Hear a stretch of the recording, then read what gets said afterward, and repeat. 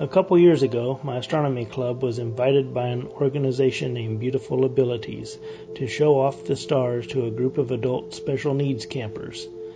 The campsite was several miles out of the country, which would be great for observing. By the time I arrived, the sun was setting and a couple of club members were already there. One was indoors with the campers doing simple science demonstrations. Her audience was enthralled with the experiments and were also getting excited about what they would see later through the telescopes. I watched for a bit, but it was getting dark fast and I needed to go outside and get my telescope set up. Before I could finish, one of the campers came up to me and started a conversation. She introduced herself and then asked what I was doing. I explained that I was setting up my telescope for tonight. What's a telescope? It helps you to see the stars and planets real close. Oh, can I take a look? Well, the stars aren't out yet, but you can look at the telescope if you want. She came closer, and I let her see her reflection in the primary mirror. She enjoyed that and kept me company, making small talk while I finished getting ready. By now, the demonstrations were finished and everyone was coming outside. A couple other members set up their telescopes as we waited for dark.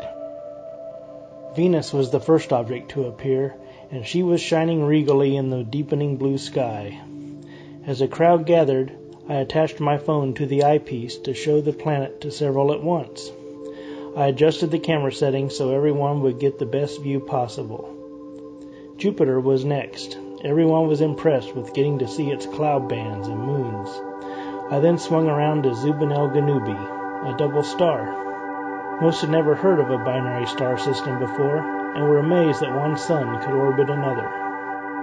One of the campers came up to me at this point and said, I have vision trouble, and it was difficult to see through the eyepiece of the other telescopes.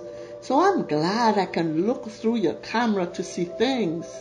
It made things much easier for her. We viewed several more objects that night. Most of the campers never had an opportunity to look through a telescope before and were very excited about what they were seeing.